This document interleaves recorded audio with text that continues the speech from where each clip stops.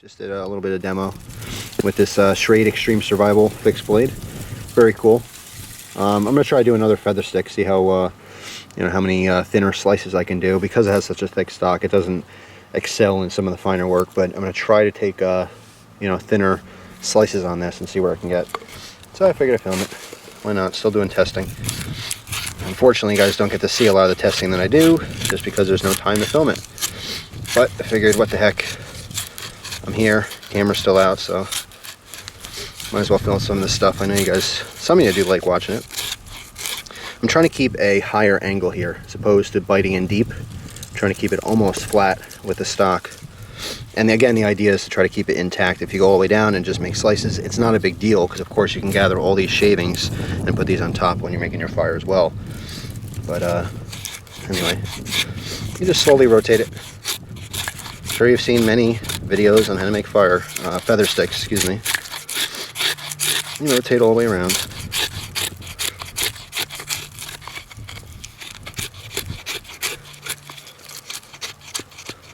Again, not wearing any gloves right now.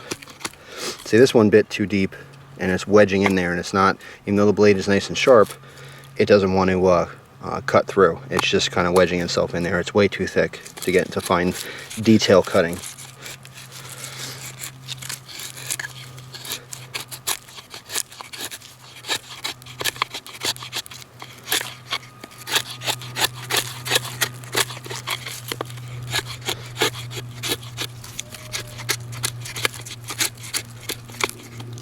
Again, the cut is just way too thick. It's not going to be able to go much farther than that. Of course, you can use the tip, use the weight of the blade to kind of hack into there, but that's not really the purpose right now. I'm trying to use the base here. This is where people are talking about finer work. You hear that all the time. Knife reviews, even manufacturers or knife designers talking about, deep finger choil for fine work, and you go, what the heck?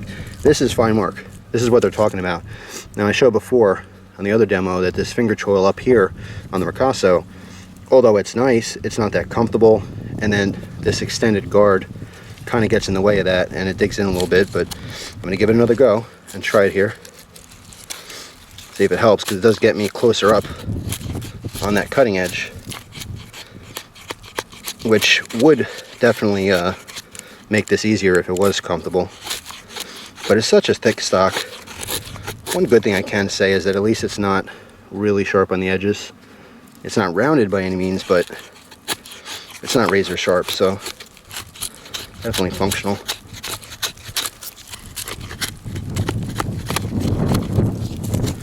Of course, when you get to any kind of knots on the wood, you could have a difficult time getting through, particularly with a much thicker blade like this. All right, this is really killing my hand now. This is what I'm talking about. Getting out and using your knives, because you would never know this unless you did it yourself. But this hump here for the thumb ramp, it's just getting caught in the web of my hand right here, and it's killing me. So I can't use that finger choil for stuff like this, at least not for an extended period of time. So I'm back. Actually, you know what? Let me do kind of a pinch grip here. If that can help me out. And no, it's not working. I don't have as much control doing something like that.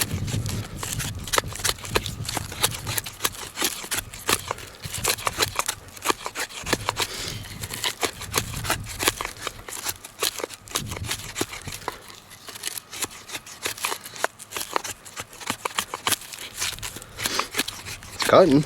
It's working great. You can see all the shavings I'm getting out of this. As soon as it bites in deep like that, just back off, twist your stick a little bit, and start on a fresh edge.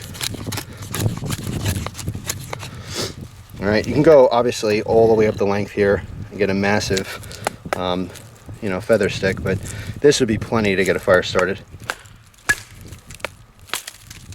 So there you go. There's our hunk. Very dry, very light wood here. Get all these shavings. Some of these shavings are fairly thin. Actually, this one's not. It's kind of a chunk. But some of them did get pretty thin. So you can get some thin slicing with this, even though you have such a thick blade. But that right there would definitely get the job done. There's plenty of shavings here to get your fire started, particularly using birch. I had a piece here before. This is a thicker piece, but you know, the birch bark has a lot of oil in it, so you can use this to put on the base of your fire. You know, it doesn't matter really what side. A lot of people do it like that, but this keeps your fire off the ground. And of course, put all your shavings on top. Maybe even collect some of the finer stuff. Use this fire dust. Put that in the bottom of your pile. As everything starts to get going, you can put this on top. Then of course, progressively put larger and larger sticks and kindling. So this would definitely get the job done. Just a couple minutes. You know, this knife is very, very impressive for the money. I'll be honest. But then again, I haven't seen a whole lot of knives in this price range that really do have such a thick stock. This is where this one excels. It's nice and sharp. Edge retention is pretty good so far, you know, for what it is. And, you know, the price is right. It's all big old thick handle. If you got tiny little hands, this is maybe not the one for you, but, you know. Anyway, that's all. Just wanted to do a video on that. So a lot of people have been asking for videos on this. I'm giving this to my friend Harry. He's been patiently waiting this knife. I wanted to give it to him as a gift, but I told him I had to, you know, test it out and review it first to make sure it's a good one. I wouldn't want to give him a piece of crap. So that's it. Thanks for watching. Hope you guys enjoy the rest of your day, and I'll talk to you soon. Take care.